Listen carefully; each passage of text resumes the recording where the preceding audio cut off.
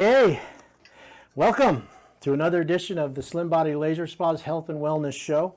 My name is Dr. Tread Rissacker, and I'm a doctor of chiropractic, and I'm full of energy and life and ready for this lockdown to go away. Get back to work. That's my goal, is to get back to work, everybody.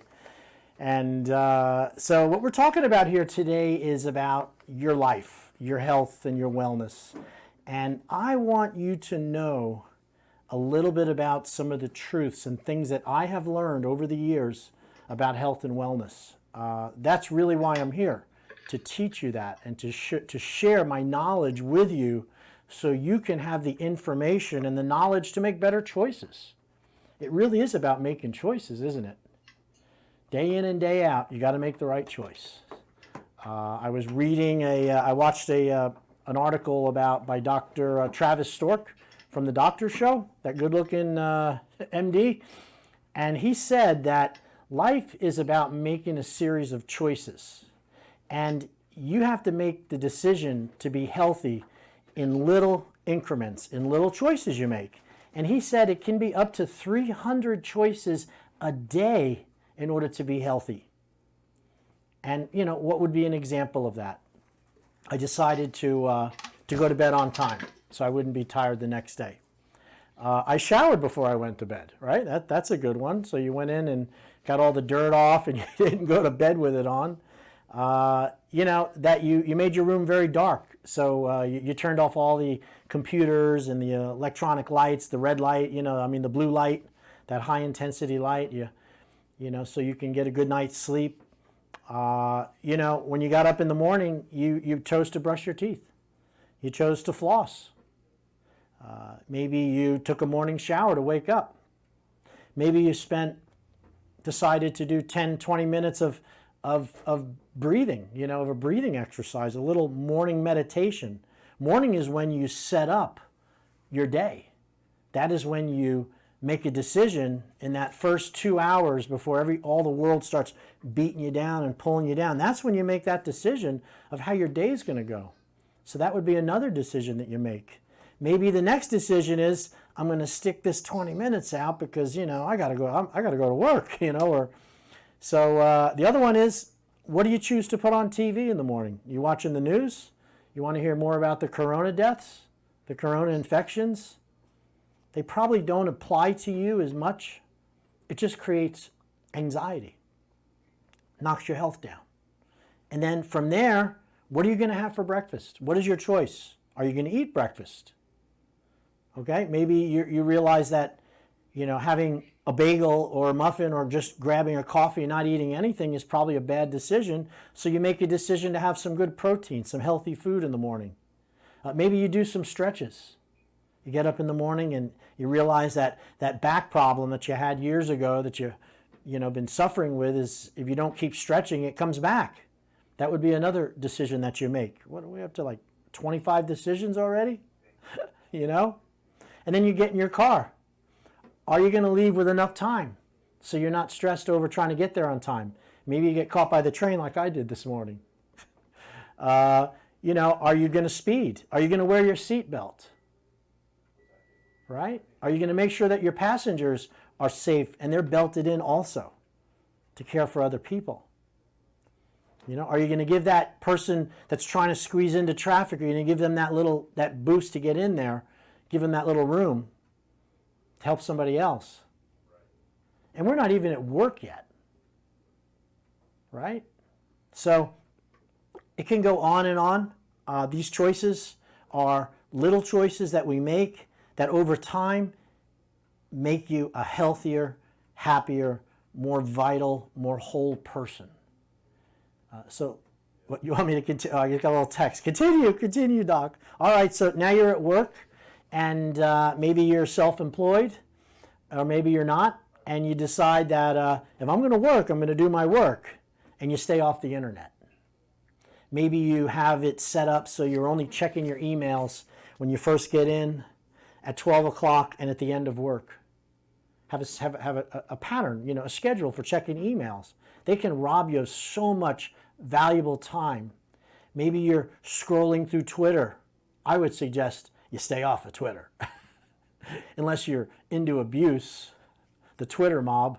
They count on you to be there. But, you know, at work is we spend most of our waking moments at work. So the choices you make to be healthy at work could also be, are you going to bring water or have good food or nutrition with you? It's true that people that manage their diet and their weight better, they bring lunch with them. They bring their food with them. They make it ahead of time and they bring it with them. That's a known fact. They plan it. They plan their meals. Are you going to get up every hour and stretch, or are you going to sit in that chair with that screen right in your face? Are you going to have a way of, they have these screen monitors, these screen covers, which protect you from a lot of that blue light. Are you going to utilize that tool to be healthier when you're at work, watching that computer? I'll tell you, you got to get up and stretch. If you sit in a chair for 30, 40, 50 minutes at a shot and you don't get up and move, you're going to develop back problems, you're going to develop butt problems, your feet are going to ache. You know, it is not a healthy thing to sit in one position. You got to get up and move. Are you taking your break, or is it a cigarette break? You know? Are you working to see of what service you can be to other people at work, to see how you can help other employees, help your boss, or even help your own business model? Or are you there just to get a paycheck and get the heck out? That decision, that desire to be helpful, to be supportive of the group, is a lot healthier and produces endorphins and serotonin and produces the good hormones which keep your body strong and fit, versus, oh God, I'm just counting the clock, watching it tick away. Oh, you know, I'm starting to get tired. I'm going to go get an energy drink. You know, that would be wrong action. And so now you go through your lunch. What are you going to have for lunch? Are you going to have something that's a good, wholesome meal? Or are you going to go grab a slice of pizza? Or as I saw the other day, after the girl came in for a consultation at my weight loss center, I went over the program with her, and we just happened to meet at Carmela's right after that, because I did the consult and it was lunch. I bought a goat cheese salad, which has the goat cheese in it. It's a fresh salad with some blackened chicken breast on top. She bought 6 garlic knots that were baked in the oven with cheese on it and some sauce. That's a decision you make. So you can make a good decision. And what happens is, when you have this too much carbohydrate for lunch, you're going to crash about 2 o'clock. You're going to be falling asleep by 3 because of that insulin spike. So it's really important to eat good, healthy protein and good carbohydrate vegetables at complex carbs, but don't eat too much. Because if you overeat, your belly's going to be like a bomb and you're going to fall asleep just to pass it off, just like you would at Thanksgiving. So try to eat light at lunch. The other thing you'd want to do at work is you want to, at the midpoint between breakfast and lunch, about 10:30, have a protein snack. Have a protein mix that you can put in a bottle, and you put some scoops of your protein mix in, bring it to work, and then you go to the water cooler and you can fill it up with cold water and shake it. And then you're going to get a nice protein boost. And then after lunch, about 2:30, 3 o'clock, you're probably going to need a little energy, and I would suggest another protein shake, or a protein bar, or an apple, or some fresh cold cuts, you know, some kind of protein. So much better than sugar. Sugar is terrible, terrible, terrible. In fact, I would say one of the biggest choices we have to make every single day to be healthy and to be viable is to avoid sugar. Is to look at what you're eating and say to yourself, does this have a lot of sugar or not? If it has a lot of sugar, you should be warned about that, because diabetes is affecting 50% of our country has pre-diabetes. If you're an adult, you have pre-diabetes. The ones that are pre-diabetic, it's like 20-30% of our country is now diabetic. And it's from sugar. It's from sugar and processed foods and the sugar in everything. In fact, back in the early 1900s, the amount of sugar that we ate in 1 year was equal to what we eat in 1 day today. I read that statistic just this week. Let me repeat that. Sugar was so rare in food in the late 1800s and early 1900s that the amount of sugar they got all year was equal to what you eat in 1 day. And we wonder why we have an obesity epidemic. So that's a choice I know that I have to make 10, 15 times a day. So what other good health choices do I make in order to be healthy, as Travis Stark, that MD, had pointed out? So now you get into your getting ready to get off of work, and are you going to finish, you're going to check your emails, make your connections, send people messages, and then let me ask you something. When you leave the office, do you unplug from the office or the work? Do you stop it and go to the next part of your life, which is to relax for the next few hours? Or do you get into the car and you just dread the traffic and you didn't give yourself enough time, and now you're stressed again, and now you're going to have health issues from that? And as you go through work, you go through driving home, and you come in the door, usually when I come home, it's the honey-do list. Feed the dog, he threw up, I'm not cleaning that. Are you going to do it? Are you going to complain? The kids have been home, maybe they just got back from school, they want a little daddy time or a little mommy time. Are you going to blow them off, or are you going to hide from them? Get on the internet, act like you're not even there. Where's Dad? I don't know. He was home. Yeah, I know. Those decisions to support your family, that's the next jacket you wear. That's the next hat you put on. Is now you're a dad, or you're a mother, or you're a friend, or you're there with your mom. Are you going to make those calls? Let me ask you another question. Are you going to pay your bills on time? That's another choice you have to make. If you don't pay your bills on time and you don't manage your finances, you're going to have health problems because of the stress and the worry that comes from it. And then, are you going to help with the dishes? Make the wife a meal, or make your family a meal, or bring a meal to your aging mother or father somewhere? These are all actions which build strength, love, caring, and kindness. In other words, your health, your wellness, your ability to bounce back from disease, your ability to be what you consider healthy, is hundreds and hundreds of little decisions you make every single day. Now, this is a fact. Health is not a given. You are not given health. You are either working towards health or you're moving away from health. Health is not a constant, people.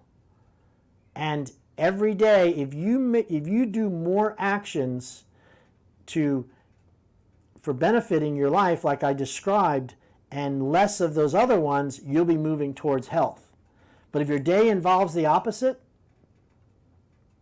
didn't get up on work on time, went to bed too late, I'm tired, didn't want to take time to brush my teeth, sped to work, cut 3 people off, got in the parking spot, got at work, went right to the computer, started surfing online, boss came in, jumped offline, acted like I was working, checking the clock.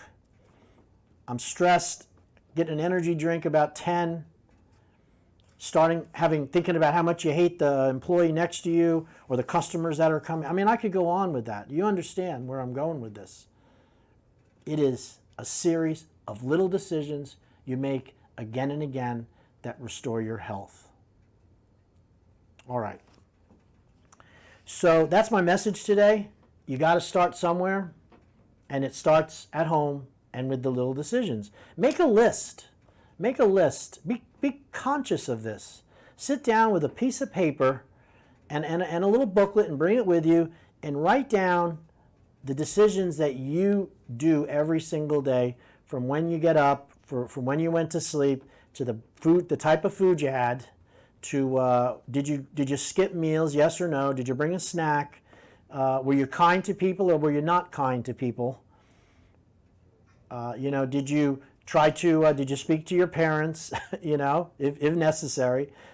Did you spend time with your children? Write out the things that are important to you and make a list, and then start taking inventory of yourself as to whether or not you did these or didn't do that, and can you improve. You know, Benjamin Franklin was an incredible person, as we know. Ben Franklin, he was an inventor. He was a politician, I guess. He was also somebody who started the colleges in Boston, and he was an incredible person at dealing with people. And what Ben Franklin did, he looked at I think it was, please correct me if I'm wrong, I think there was 8 or 12 problems that he dealt with, like selfishness, greed, anger, impatience, criticism, slothfulness, overeating, And then what he did was he identified each one of those problems, and for that week, he set up a 12-week process where every single week he dealt with each one of those problems, and that was his main focus for that whole week. And then he went to the end of that list of problems and he did them again. That's what I'm talking about. That man is disciplined, because otherwise you don't know you're doing it. It becomes a reaction, it becomes a habit, talking about other people, wanting to share negative things with your family. I'll tell you, that's probably one of the hardest things for most people to do, is to see things on TV, to hear what's happening, to feel they have a knowledge that other people don't have, like, I see what you don't see, and I want to tell you about it. That might be good for you. It's not even good for you, because that, my friend, is criticism. And when you're sharing it with another person who's not interested or doesn't really, has their own life to lead, that's called interference. There's a thing called the law of non-interference. Stop interfering with other people's happiness by dumping what you think is going to happen. And I take care of a lot of people in my office at the Slim Body. I see this a lot. A lot of people are so stressed because, their partner, their friends just see the negative of everything. There's a lot of great stuff out there happening. We live in a country of 350 million people. What was it? The corona deaths? I think it's around the world, am I correct in saying that, is about 400,000? We have 350 million people. The world has 6 billion. 400,000 people, more than that will die in auto accidents next year, I promise you. And that doesn't belittle the severity of COVID or the fact that auto accidents are dangerous, but you got to look at it. I like to look at things from a glass that's half full. I know the glass could be half empty. I know that it's going down, but I choose not to focus on that. I choose to focus on what I still have. So I stay happy and I stay peaceful. I'm looking forward to this fall so we get some cool weather, right? I think it's going to be good. We're going to get a lot of people are going to come back into our wonderful community here in Stuart, Florida, and they can help us and help you by bringing their income and their services, We're very much an economy that's dependent on our lovely people that come down from up north. I know my office sure is. So I'm staying positive, keeping my chin up and hoping that they'll not be scared to come down and enjoy the beautiful sun here down in South Florida. All right, so you're listening to Dr. Tred's Slim Body Laser Spa. I'm located on East Ocean Boulevard, across the street from the Fresh Market. It's a laser-assisted weight loss center. What I do there is I use an FDA-cleared device called a Lapex Lipo Laser, and it's really designed for spot fat reduction and body contouring. But when you include it with weight loss and you include it with nutrition and detoxification, it's a life-changing situation. We can lessen body fat, we can tighten skin, we can drop BMI, fatty BMI, which is your body mass index. We can shave percentage points off of that every time you come into the spa. Now with this high risk of COVID, and obesity is number 5 of the risk factors, Of one of five. So there's 5 risk factors: heart disease, diabetes, cancer, stroke, breathing problems, and then obesity. I can help you with the obesity, and then everything else will get better. Okay, we're going to take a little break here and come back. When I come back, I am going to go over a little bit more about, I'm going to teach you today. Today's a teaching lesson. I'm going to go over the standard process that we use when confronting somebody with weight issues and what we tell them, how we explain it. And I think it'll be really informative for you to check that out. So come on back after the break. And again, this is Dr. Tred from Slim Body Laser Spa.